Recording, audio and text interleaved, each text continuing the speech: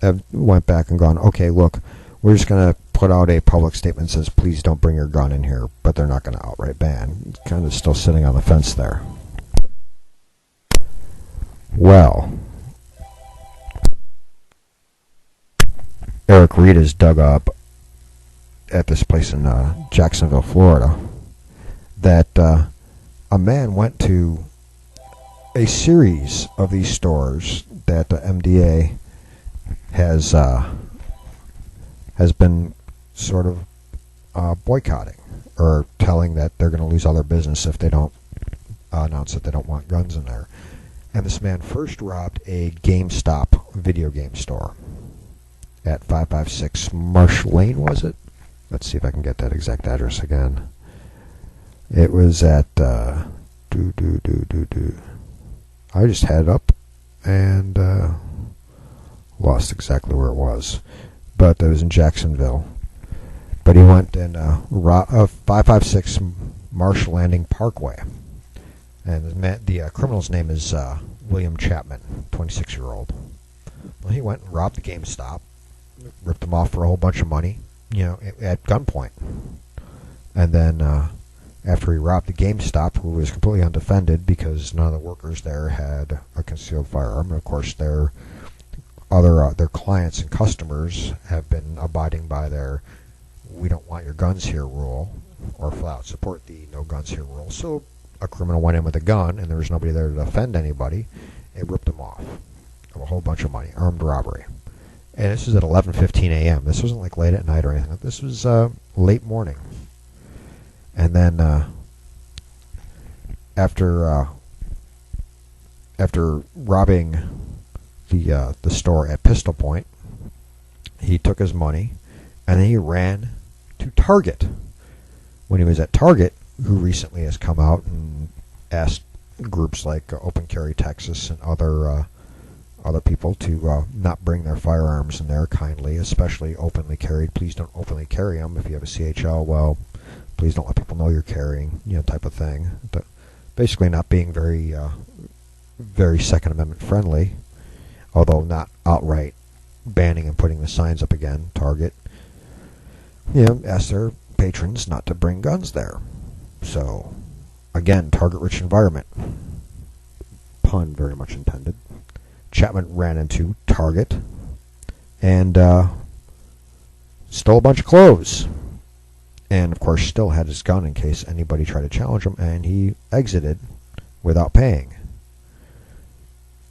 And then ran to Chili's, who also recently buckled to Mom's demand every town gun grabs and is for gun confiscation. And started doing their "please don't bring your lawfully carried firearms on our premises" crap. Well, he ran into Chili's, went into the restroom, dialed 911, reported a fake robbery at a different business so the cops would go there instead of chasing him into Chili's, and he sat there in anti-gun Chili's waiting for somebody, or waiting to have to fend people off with the pistol he had on him. Well, he was eventually caught and handcuffed, and then of course the pistol he brandished and used, which does fire projectiles, by the way, folks. No, it's not a water gun that fires actual physical projectiles. It was a pellet/BB gun. So it would have hurt. Could have taken somebody's eye out.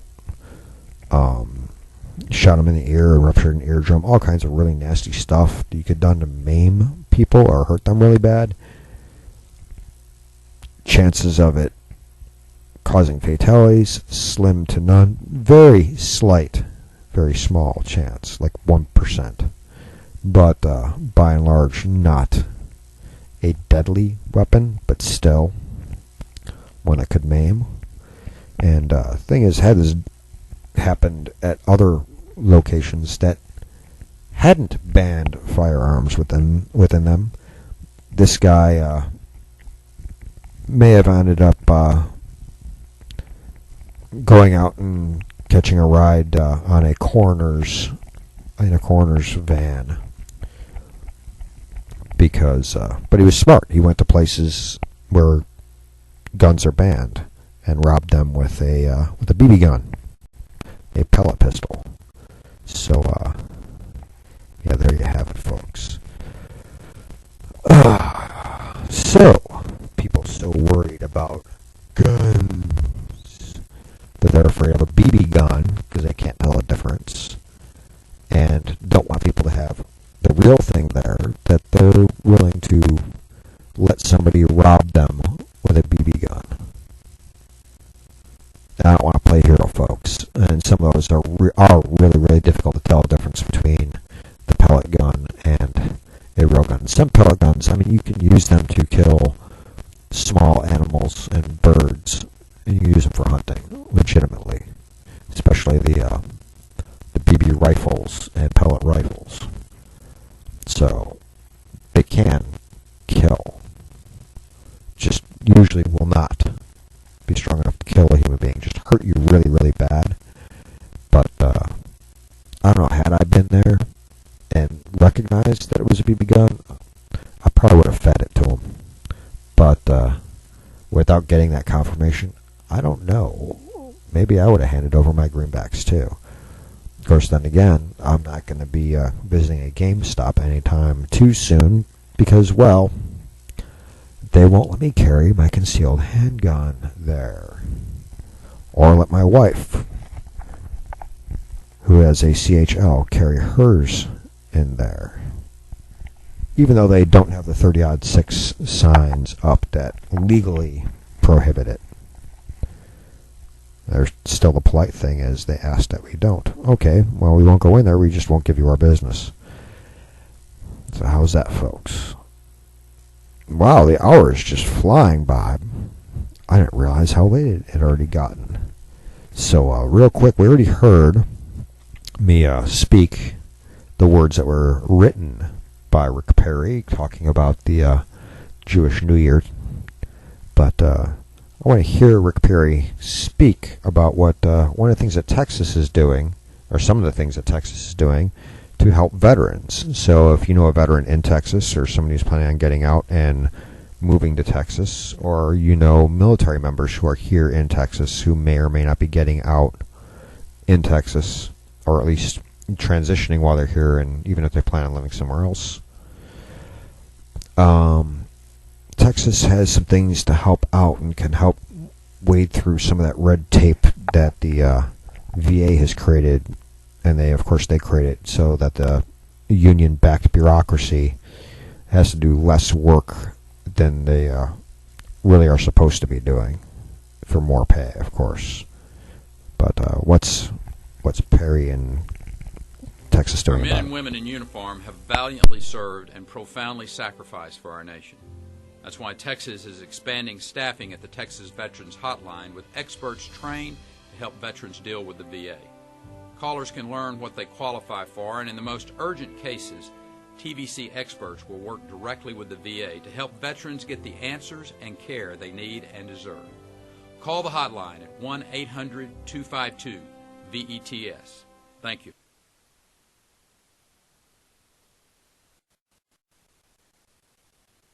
I would be ignoring the law in a way that I think would be very difficult to defend legally.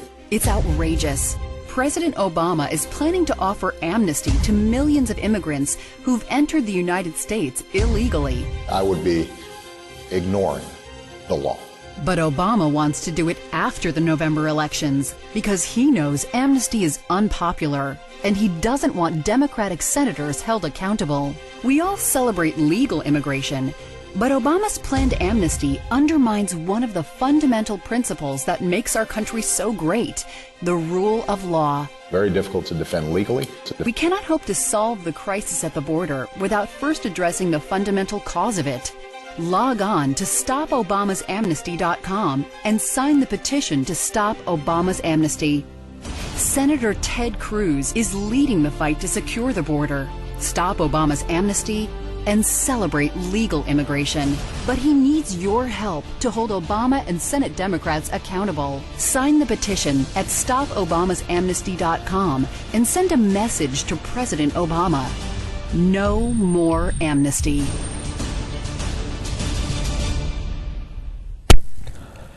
Well, there you have it, folks. No more amnesty. Speaking about amnesty and immigration, again, if you pop over to BuzzPo, I mentioned this yesterday. I kind of talked about this yesterday.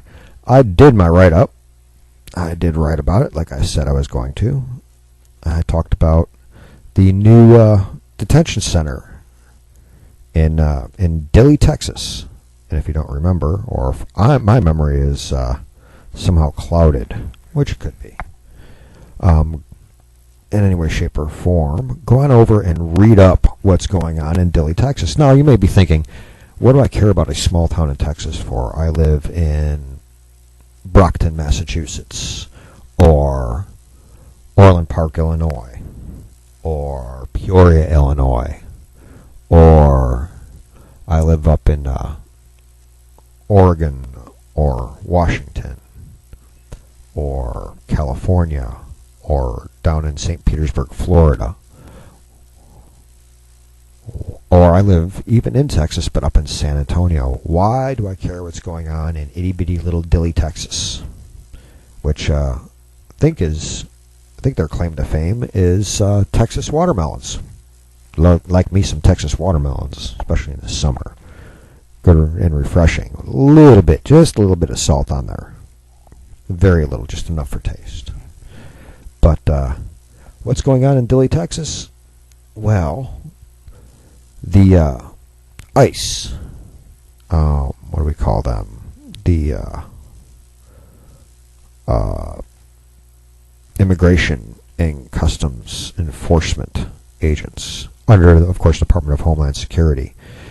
After this huge wave of illegal alien children we had over the late spring and early summer, and coming over our borders, they've realized very quickly that cramping them into makeshift facilities on U.S. military bases might not be the best and most humane thing to do, especially since right afterwards, most of these kids, or the so-called families that had the underage kids, many of which they were rent-a-kids, the people jumping across the border didn't have kids, but they rented ones that were coming up unaccompanied from the coyotes, so that they would falsely claim that the kids would be theirs, thinking that it would anchor them into the United States and they'd automatically get amnesty or get a green card. Not true. But they all came in and flooded in and led to overcrowding, so many of them got shipped out to additional facilities throughout the U.S. But by and large, the majority of them ended up in foster homes, either group homes or individual families that fostered them in. Now, some of them they've been able to maintain accountability of, other ones they've lost tabs of, and if they don't show up for their hearings, we'll try to find them, especially if the adoptive or the foster parents for the kids are pro-open borders and pro-amnesty people. They may abscond with the child and hide them and get them false identification, etc., etc., etc., which of course is all against the law, but they may do it. Not saying that they are. I'm saying it's highly possible. Well, and some of them may end up flat out on the streets with nobody to take care of them, nobody to help them get food or navigate any systems or anything else. Just homeless wandering the streets, and probably to survive, doing a bunch of criminal acts. That's considering they already did one and coming across the border. We know that their ability, their willingness to break the law is already exists. So the ICE, to kind of avoid that kind of situation in the future, is building a 50-acre facility that can house 2,400 people.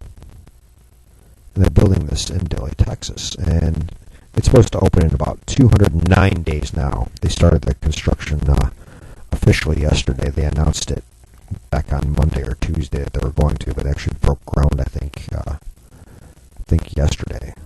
Well, it's supposed to be done in like 210 days. They're supposed to have it partially up and running, at least portions of it, running by November. 50-bed facility up and ready to go while they construct the greater facility. Well, the ACLU doesn't like this. No, they don't. Let's read exactly what the different sides of the story are. Well, what ICE says is expected to open in early November. The South Texas Family Residential Center will be the fourth facility that the Department of Homeland Security is using to increase its capacity to detain and expedite the removal and processing of adults and children who have illegally crossed the southwest border. These facilities will help ensure more timely and effective removals that comply with our legal and international obligations while deterring others from taking the dangerous journey and illegally crossing into the United States.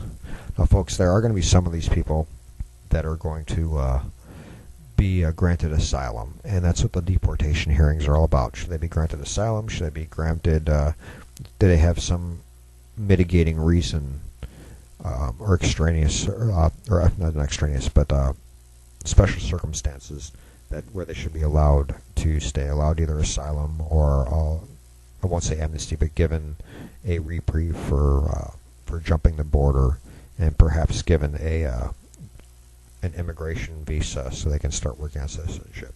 And it's done by a case-by-case basis. The majority of them end up deported, by and large a majority, but that anywhere from 2 to 6% that has a justifiable reason to stay within our laws and the current laws that are on the books, well, they have to be addressed and they have to be screened for that. They have to go before their deportation hearings to make sure that we follow our due process. That's how our Constitution works, and that's why our system is developed the way it is. You know, it is not guilty until proven innocent. It's I don't know exactly how to explain it, because you have to presume somebody innocent until proven guilty. Even if you know they're guilty, you still have to look at the evidence, because if the evidence was tainted, then you have to assume innocence because of bad evidence.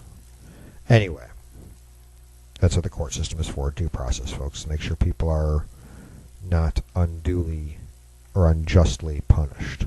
Its punishment includes deportation. Ooh, punishment. Go back home to your parents.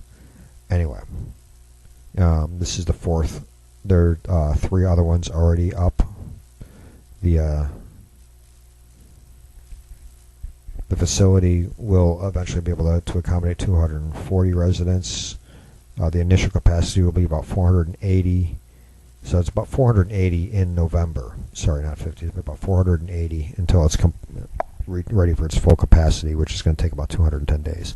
ACLU's response to it is, we're extremely disappointed in the administration's decision to dramatically expand the warehousing of vulnerable mothers and children fleeing violence in Central America. Blah, blah, blah. Go ahead and read my write-up over at BuzzPo, folks. After you read the 2 of these statements back to back, it'll kind of make you look at things a little bit differently. Meanwhile, history buffs. Students in Colorado, high school students in Colorado, are walking out of class and protesting against learning U.S. history. They think learning history that's too patriotic is not proper history. They'd rather learn the fiction, the revisionist history fiction write-ups written by Howard Zinn and his cohorts. So, yeah, there you go. Common Core ignorance is causing kids to ignore real history and want to learn stuff that, of course, blames us. I mean, yeah, we're not perfect, but there is stuff that was done within our country that was good, and they want to ignore that and concentrate only on the bad stuff. Why? Well, of course, that's the left-wing Comper-Chicos indoctrinating them in fiction in order to push their political agenda of controlling the population, folks, and that's what it is. Well, the story's over at BuzzPo again. Patriotism in American history curriculum is bad. Hundreds of Colorado students protest. So hop on over to BuzzPo and you can go ahead and read on that. There's a video up on that that's